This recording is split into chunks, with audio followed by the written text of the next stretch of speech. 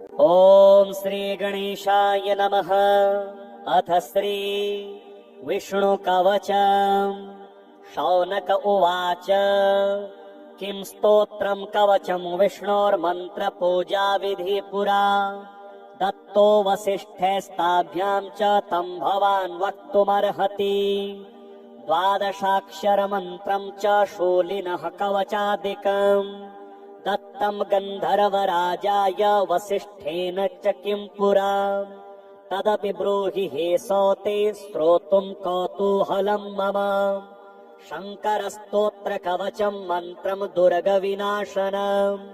सौतिरुवाच तुष्टावयेन स्तोत्रेण मालती परमेश्वरम् तदेव स्तोत्रम् दत्तम् च मन्त्रम् च कवचम् शृणु। ॐ नमो भगवते रासमण्डलेशाय स्वाहा। इमम् मन्त्रम् कल्पतरुम् प्रपद्यौ 16 पुरा दत्तम् कुमाराय ब्रह्मणा पुष्करे हरेः। पुरा दत्तम् च कृष्णेन गोलोके शङ्कराय च। ध्यानम् च विष्णोर्वेदोक्तम् शाश्वतम् सर्वदुर्लभम्। मूलेन सर्वम् देयम् च नैवेद्यादिकमुत्तमम्। अतीव गुप्तकवचम् पितुर्वक्त्रान्मया श्रुतम्। पित्रे दत्तम् पुरा विप्र गङ्गायाम् शूलिना ध्रुवम्। शूलिने ब्रह्मणे दत्तम् गोलोके रासमण्डले। धर्माय गोपेकान्तेन कृपया परमाद्भुतम्। ब्रह्मोवाच राधाकान्त महाभाग कवचम् यम् प्रकाशितम् ब्रह्माण्ड पावनम् नाम कृपया कथय प्रभो। माम् महेशम् च धर्मम् च भक्तम् च भक्तवत्सलम् त्वम् प्रसादेन पुत्रेभ्यो दास्यामि भक्तिसंयुतः। श्रीकृष्ण उवाच शृणु वक्ष्यामि ब्रह्मेश धर्मदम् कवचम् परम्। अहम् दास्यामि युष्मभ्यः गोपनीयम् सुदुर्लभम्। यस्मै कस्मै न दातव्यम् प्राणतुल्यम् ममेव हि। यत्तेजो मम देहेऽस्ति तत्तेजः कवचेऽपि च। कुरु सृष्टिमिदम् धृत्वा धाता त्रिजगताम् भव। संहर्ता भव हे शम्भो मम तुल्यो भवे भव। हे धर्म त्वमिमम धृत्वा भव साक्षी च कर्मणाम्। तपसाम् फलदाता च यूयम् भवतमध्वरात्। ब्रह्माण्ड पावनस्यास्य कवचस्य हरिः स्वयम्। ऋषिश्छन्दश्च गायत्री देवोऽहम् जगदीश्वरः। धर्मार्थ काम मोक्षेषु विनियोगः प्रकीर्तितः। 3,00,000 पठनात् सिद्धिदम् कवचम् विधे। यो भवेत् सिद्ध कवचो मम तुल्यो भवेत्तु सः। तेजसा सिद्धियोगेन ज्ञानेन विक्रमेण च। प्रणवो मे शिरः पातु नमो रासेश्वराय च। भालम् पायान्नेत्रयुग्मम् नमो राधेश्वराय च। कृष्णः पायात् श्रोत्रयुग्मम् हे हरे घ्राणमेव च। जिह्विकाम् द्वह्निजायातो कृष्णायेति च सर्वतः। श्रीकृष्णाय स्वाहेति च कण्ठम् पातु षडक्षरः।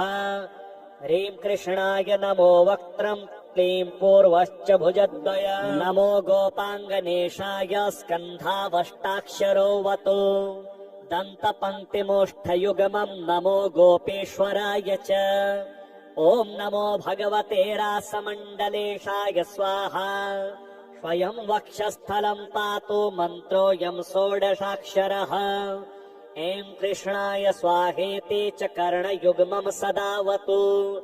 ॐ विष्णवे स्वाहेति च कङ्कालम् सर्वतोऽवतु। ॐ हरये नम इति पृष्ठम् पादम् सदावतु।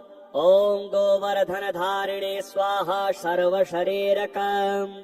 प्राच्याम् माम् पातु श्रीकृष्णः आग्नेय्याम् पातु माधवः।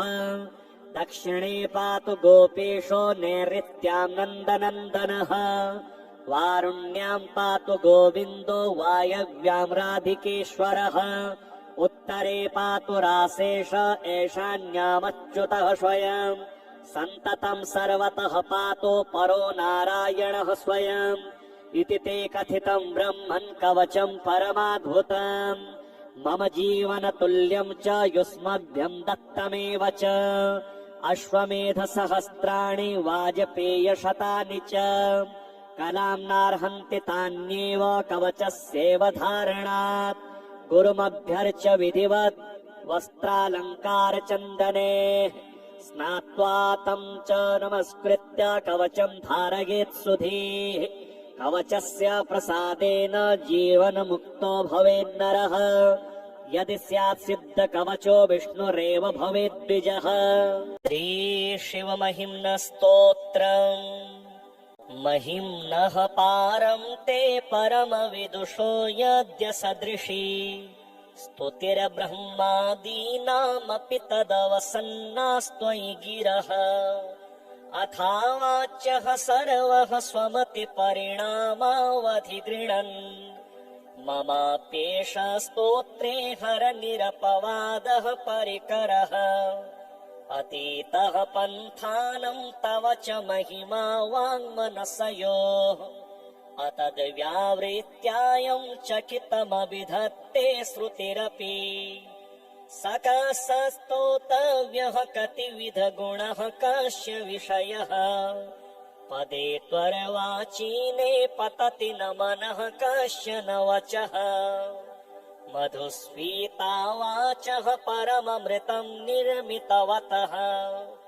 तव ब्रह्मन् किं वागपि सुरगुरोर्विस्मयपदम् मम त्वेतां वाणीं गुणकथन पुण्येन भवतः पुनामीत्यर्थेऽस्मिन् पुरमथन बुद्धिर्व्यवसिता तवैश्वर्यं यत् जगदुदय रक्षा प्रलयकृत त्रयीवस्तो व्यस्तं त्रिषु गुणभिन्नासु तनुषु अभव्यानामस्मिन् वरदरमणीयामरमणीम् विहन्तुं व्याक्रोशीं विदधत इहेके जडधियः किमिह किं कायः स खलु किमुपायस्त्रिभुवनम् किमाधारो धाता सृजति किमुपादान इति च अतर्केश्वर्ये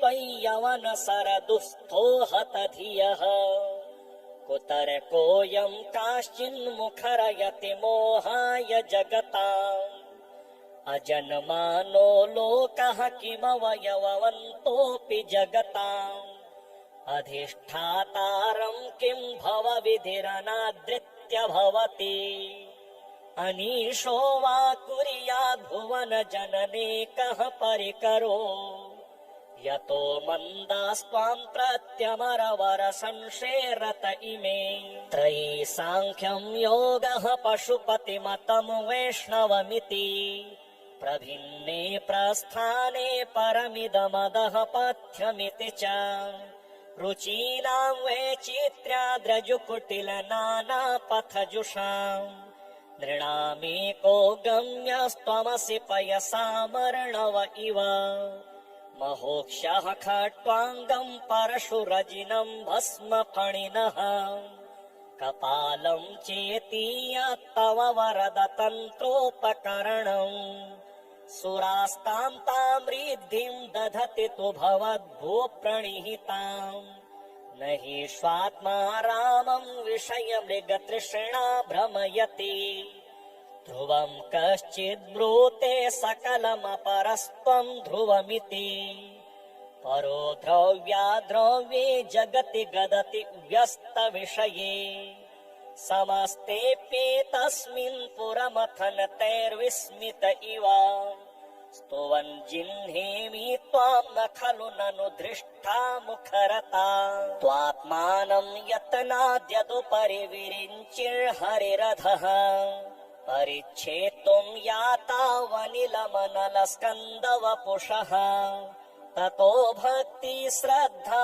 भर गुरुगृणाभ्यां गिरिशयत स्वयं तस्थेताभ्यां त्वयि किमनुवर्तिर्न फलति अयतनादापाद्य त्रिभुवनमवैरव्यतिकरम् दशास्यो यद्बाहून् भृतर्णकण्डूपरवशान् शिरः पद्मश्रेणी रचितचरणाम्भोरुहबले स्थिरायास्त्वद्भक्तेस्त्रिपुरहर विस्फूर्जितमिदम् अमुष्य त्वत्सेवा समधिगतसारम् भुवजनम् बलात् कैलासेऽपि त्वदधिवसतौ विक्रयमतः अलभ्या पातालेऽप्यलचलति ताङ्गुष्ठिशिरसि प्रतिष्ठा त्वय्यासीत् ध्रुवमुपचितो मुह्यति खलः यदङ्घ्रिसूत्राम्णो वरद परमोच्चैरपि सतीम् अधश्चक्रे बाणः परिजनविधेयस्त्रिभुवनः न ताचित्रम् तस्मिन् वरिवरिसति त्वच्चरणयोः न कस्याप्युन्नत्यै भवति शिरसस्त्वय्यवनतिः अकाण्ड ब्रह्माण्डशयचकित देवासुरकृपा विधेयस्यासीद्यस्त्रिनयन विषं संहृत तवः सकलमाशः कण्ठे तव न कुरुते न श्रियमहो विकारोऽपि श्लाघ्यो भुवन भयभङ्गव्यसनिनः असिद्धार्थानेव क्वचिदपि स देवासुरनरे निवर्तन्ते नित्यम् जगति जयिनो यस्य विशिखाः स पश्यन्नीशा त्वामितरसुरसाधारणमभो स्मरः स्मर्तव्यात्मा न हि वशि सुपथ्यः परिभवः महीपादाघाताद् व्रजति सहसा संशयपदम् पदम् विष्णोर्भ्याम्यद्भुज परिघरुग्णग्रहगणम् मुहुर्दौर्ध्यस्थम् यात्यनिभृत जटा ताडिततटा जगद्रक्ष्यायै त्वम् नटसि ननु वामेव विभूता वियद्व्यापी तारागणगुणितफेनोद्गमरुचिः प्रवाहो वाराम्यः पृषतलघुदुष्टः शिरसि ते जगद्वीपाकारम् जलधिवलयम् तेन कृतमिति अनेनैवोन्नेयम् धृतमहिम दिव्यम् तव वपुः रथः शोणीयन्ता शतधृतिरगेन्द्रो धनुरथो रथाङ्गे चन्द्रार्कौ रथचरणपाणिः शर इति दिधक्षोस्ते कोऽयम् त्रिपुरतृणमाडम्बरविधिः विधेयः क्रीडन्त्यो न खलु परतन्त्रः प्रभुधियः हरिस्ते साहस्रम् कमलबलिमाधाय पदयोः यदेको नेतस्मिन् निजमुदहरन्नेत्रकमलम् गतो भक्त्युद्रेकः परिणतिमसौ चक्रवपुषा त्रयाणाम् रक्षायै त्रिपुरहर जागर्ति जगताम् कृतौ सुप्ते जाग्रत्वमसि फलयोगे क्रतुमताम् क्वकर्म प्रध्वस्तम् फलति पुरुषाराधनमृते अतस्त्वाम् सम्प्रेक्ष्य क्रतुषु फलदान प्रतिभुवम् श्रुतौ श्रद्धाम् बद्धा दृढपरिकरः कर्मसु जनः क्रिया दक्षो दक्षः क्रतुपरितधीशस्तनुभृताम् ऋषीणामार्वीज्यम् शरणदशः सुरगणाः कृतोभ्रेषस्त्वत्तः क्रतुफलविधानव्यसनिनः ध्रुवम् कर्तुम् श्रद्धा विधुरमभिचाराय हि मखा सताम् वर्प्य श्रुतिसमधिगम्यम् सह भुवम् तृणामप्युन्मूल्य स्वजन विषय स्नेह गुणिताम् द्विजः कृन्तन् पादे पितरमपराद्धम् त्वयि विभो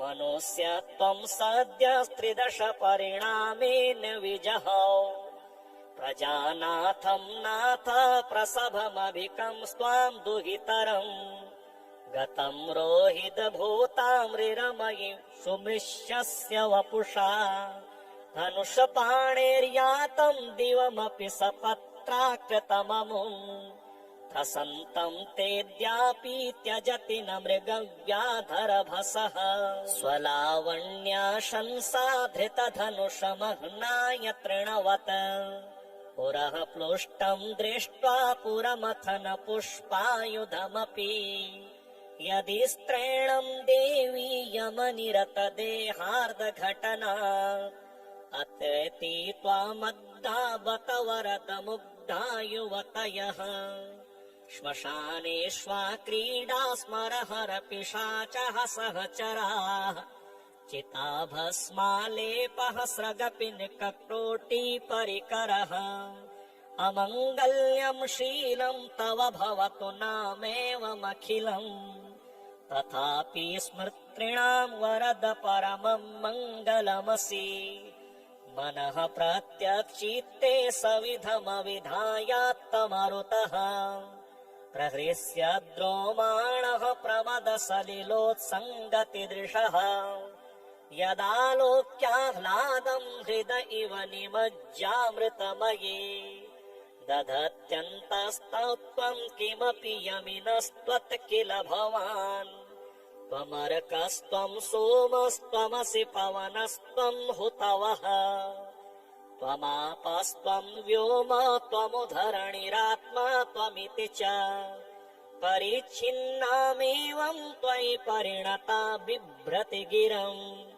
न विद्यस्तत्त्वं वयमिह तु यत्त्वं न भवसि त्रयीं त्रिस्रो वृत्ति स्त्रिभुवनमथो त्रीनपि सुरान् अकाराद्यैर्वर्णे स्त्रिभिरभिदधत्तीर्ण विकृति तुरीयं ते धामा ध्वनिभिरवरुन्धानमणुभिः समस्तं व्यस्तं त्वां शरणदगृणात्योमिति पदम् भवः शर्वो रुद्रः पशुपतिरथोग्रः स च महास् तथा भीमेशानाविति यदिभिधानाष्टकमिदम् अमुस्मिन् प्रत्येकं प्रविचरति देवश्रुतिरपि प्रियायास्मे धाम्ने प्रणिहित नमस्योऽस्मि भवते नमो नेदिष्टाय प्रियवरदविष्टाय च नमः नमः शोदिष्ठाय स्मरहरमहिष्ठाय च नमः नमो वरसिष्ठाय त्रिनयनयविष्ठाय च नमः नमः सर्वस्मै ते तदिदमति सर्वाय च नमः बहुलरजसे विश्वोत्पत्तौ भवाय नमो नमः जनसुखकृते सत्त्वोद्रिक्तौ मृडाय नमो नमः प्रबलतमसे सत्संहारे हराय नमो नमः प्रमहसि पदे निस्त्रे गुण्ये शिवाय नमो नमः कृशपरिणति चेतः क्लेशवश्यं क्वचेदम् क्वच तव गुणसीमोल्लङ्घिनी शश्वदृद्धिः इति चकितमवन्दीकृत्य मां भक्तिराधात् वरद चरणयोस्ते वाक्यपुष्पोपहारम् वपुः प्रादुर्भावादनुतमितदं जन्मनि पुरा पुरारेण क्वापि क्षणमपि भवन्तं प्रणतवान् नमनमुक्तः सम्प्रत्यहमलनुरग्रेप्यनति माम् नितीशाक्षन्तव्यं तदिदमपराधद्वयमपि असितगिरिसमं स्यात् कञ्जलं सिन्धुपात्रे सुरतरुवर्षाखालेखनी पत्रमुरवी यदि लिखति गृहीत्वा शारदा सर्वकालम् तदपि तव गुणानामीश पारं न याति असुरसुरमुनीन्द्रैरर्चितस्येन्दुमौले ग्रथितगुणमहिम्नो निर्गुणस्येश्वरस्य सकलगुणवरिष्ठः पुष्पदन्ताभिधानः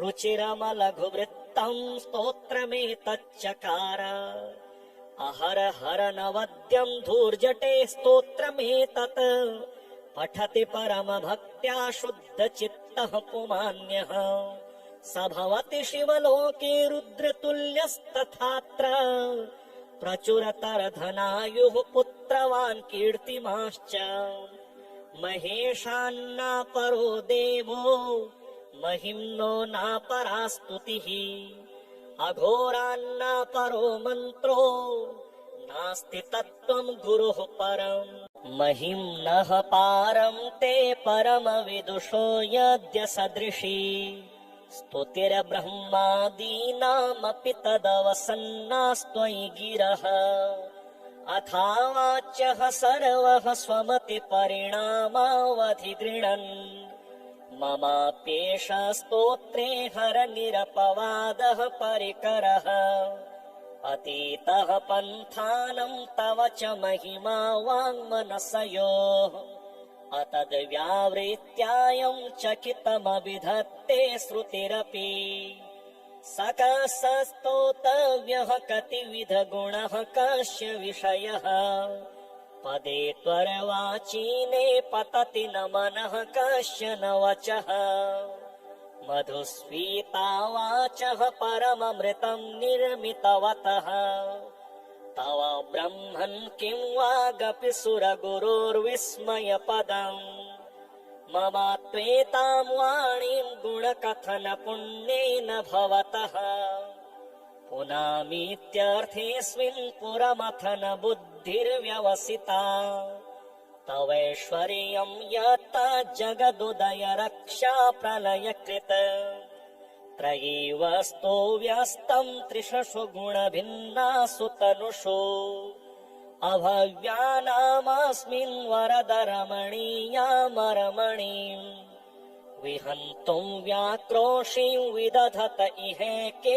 जडधियः किमिह किं कायः स खलु किमुपायस्त्रिभुवनम् किमाधारो धाता सृजति किमुपादान इति च अतर्केश्वर्ये त्वय्यवनसरदुःस्थो हतधियः कुतर्कोऽयं काश्चिन्मुखरयति मोहाय जगताम् अजन्मानो लोकः किमवयववन्तोऽपि जगताम् अधिष्ठातारं किं भवविधिरनादृत्य भवति अनीशो वा कुर्याद्भुवन जनने कः परिकरो यतो मन्दास्त्वां प्रत्यमरवर संशेरत इमे त्रयी साङ्ख्यं योगः पशुपतिमतं वैष्णवमिति प्रभिन्ने प्रस्थाने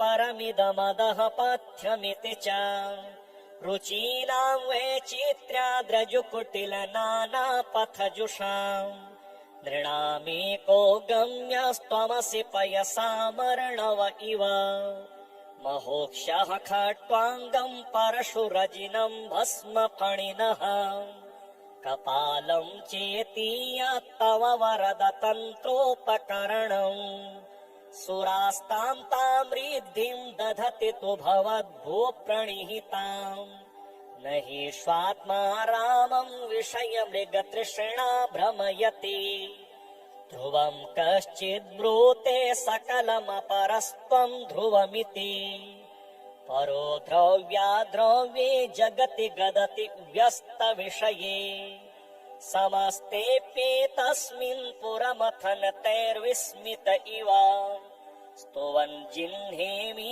त्वां न खलु ननु दृष्टा मुखरता त्वात्मानं यत्नाद्यदुपरि विरिञ्चिर्हरिरधः परिच्छेत्तुं यातावनिलमनलस्कन्दवपुषः ततो भक्ति श्रद्धा भर गुरुगृणाभ्यां गिरिशयत स्वयं तस्थेताभ्यां त्वयि किमनुवर्तिर्न फलति अयतनादापाद्य त्रिभुवनमवैरव्यतिकरम् दशास्यो यद् बाहून् भृतर्णकण्डूपरवशान् शिरः पद्मश्रेणी रचित चरणाम्भोरुहबले स्थिरायास्त्वद्भक्तेस्त्रिपुरहर विस्फूर्जितमिदम् अमुष्य त्वत्सेवा समधिगत सारम् भुवजनम् बलात् कैलासेऽपि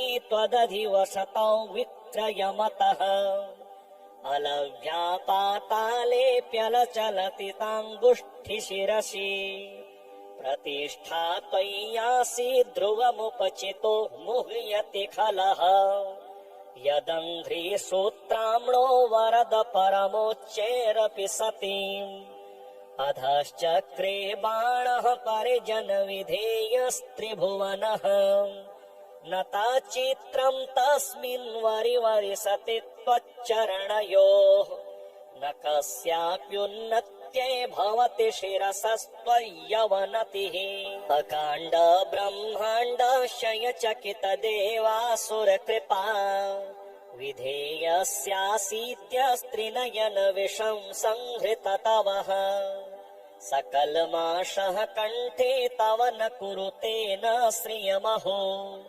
विकारोऽपि श्लाघ्यो भुवन भयभङ्गव्यसनिनः असिद्धार्थानेव क्वचिदपि स देवासुरनरे निवर्तन्ते नित्यं जगति जयिनो यस्य विशिखाः स पश्यन्नीशा त्वामितरसुरसाधारणमभो स्मरः स्मर्तव्यात्मा न हि वशि सुपथ्यः परिभवः महीपादाघाताद् व्रजति सहसा संशयपदम् पदं विष्णोर्भ्याम्यद्भुज परिघरुग्णग्रहगणम् मुहुर्दौर्ध्यस्थं यात्यनिभृत जटा ताडिततटा जगद्रक्ष्यायै त्वं नटसि ननु वामेव विभूता वियद्व्यापी तारागणगुणितफेनोद्गमरुचिः प्रवाहो वाराम्यः पृषतलघुदुष्टः शिरसि ते जगद्वीपाकारं जलधिवलयं तेन कृतमिति अनेनैवोन्नेयं धृतमहिम दिव्यं तव वपुः रथः शोणीयन्ता शतधृतिरगेन्द्रो धनुरथो रथाङ्गे चन्द्रार्कौ रथचरणपाणिः शर इति दिधक्षोस्ते कोऽयं त्रिपुरतृणमाडम्बरविधिः विधेयः क्रीडन्त्यो न खलु परतन्त्रः प्रभुधियः हरिस्ते साहस्रं कमलबलिमाधाय पदयोः यदेको नेतस्मिन् निजमुदहरन्नेत्रकमलम्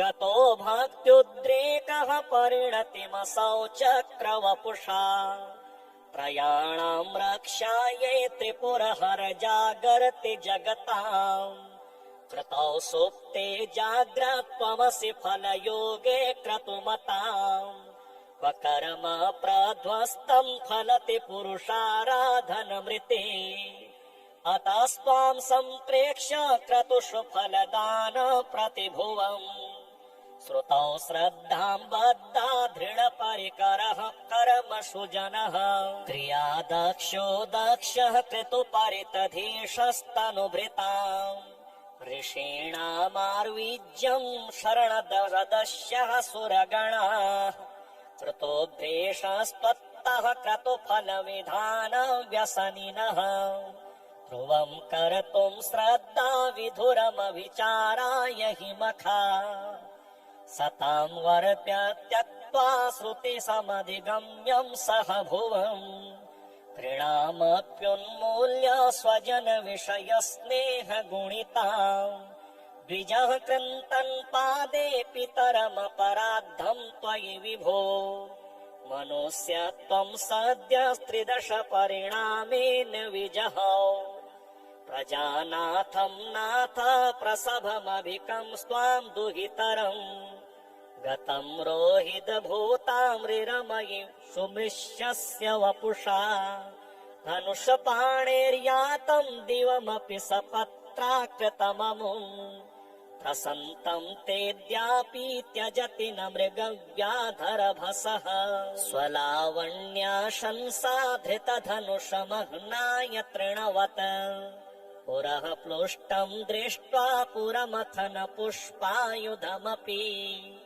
यदि स्त्रैणं देवी यमनिरतदेहार्धघटना अतेति त्वामद्दावत वरदमुग्धा युवतयः श्मशानेष्वा क्रीडा स्मरहर पिशाचः सहचराः चिताभस्मालेपः स्रगपिनककोटिपरिकरः अमङ्गल्यं शीलं तव भवतु नामेवमखिलम् तथापि स्मृतॄणां वरद परमं मङ्गलमसि मनः प्रत्यक्षिते सविधमविधायात्तमरुतः प्रहृष्य द्रोमाणः प्रमदसलिलोत्सङ्गतिदृशः यदालोक्याह्लादं हृद इव निमज्जामृतमये दधत्यन्तस्तत्त्वं किमपि यमिनस्त्वत् किल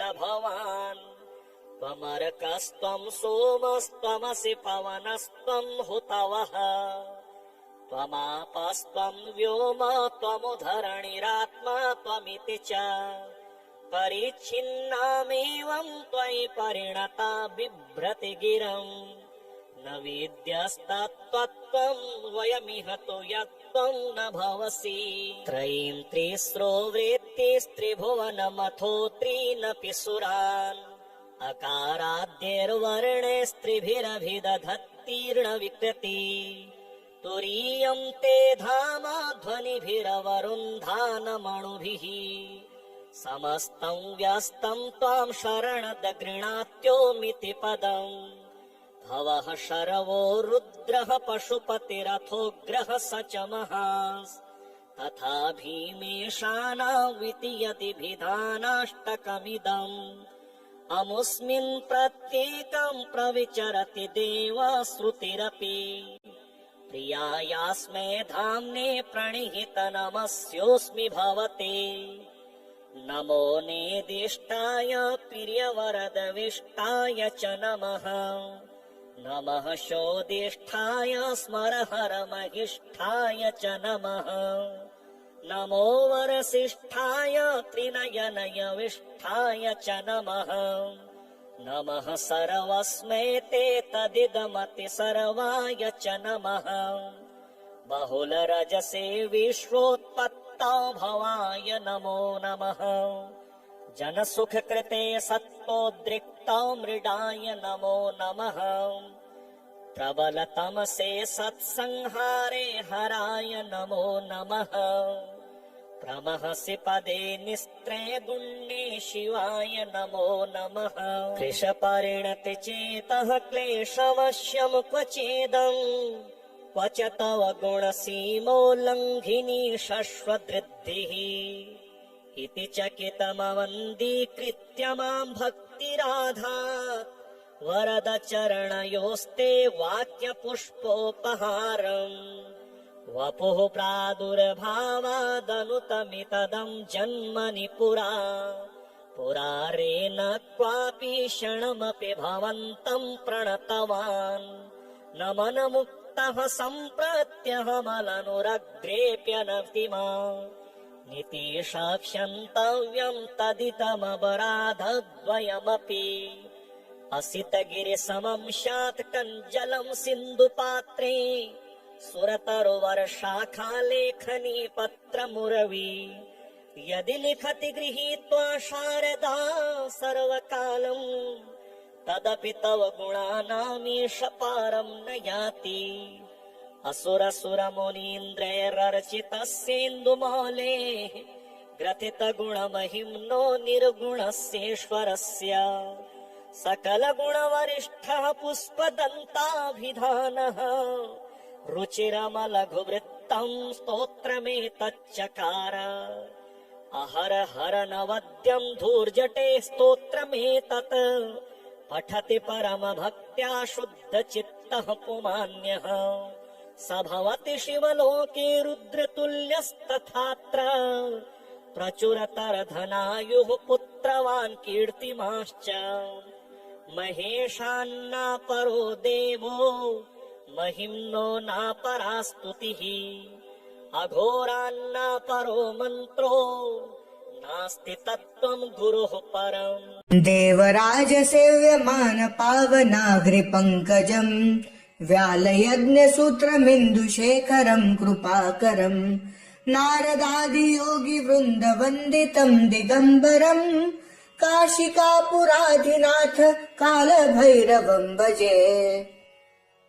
भानुकोटिभास्वरम् भवाब्दितारकम् परम् नीलकण्ठमीप्सितार्थदायकम् त्रिलोचनम् कालकालमम्बुजाक्षमक्षशूलमक्षरम् काशिकापुराधिनाथ कालभैरवम् भजे। शूलटङ्कपाशदण्डपाणिमादिकारणम् श्यामकायमादिदेवमक्षरम् निरामयम् भीमविक्रमम् प्रभुम् विचित्रताण्डवप्रियम् काशिकापुराधिनाथ कालभैरवम् भजे।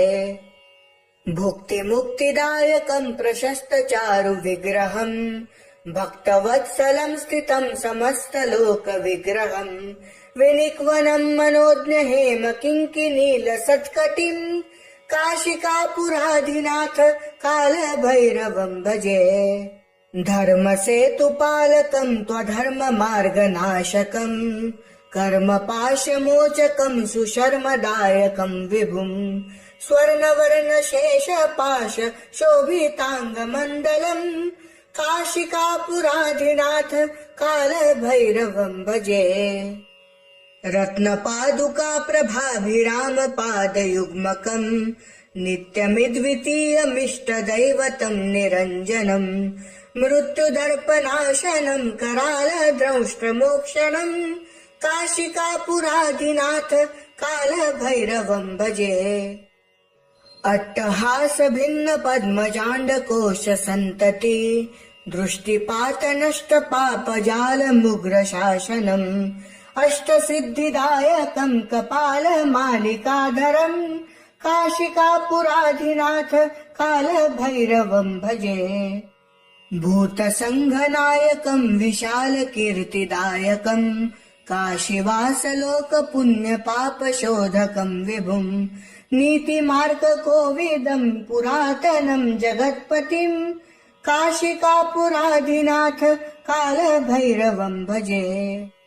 कालभैरवाष्टकम् पठन्ति ये मनोहरम् ज्ञानमुक्तिसाधनम् विचित्रपुण्यवर्धनम् शोकमोहदैन्यलोभकोपतापनाशनम् प्रयान्ति कालभैरवाङ्घ्रिसन्निधिम् नराध्रुवम्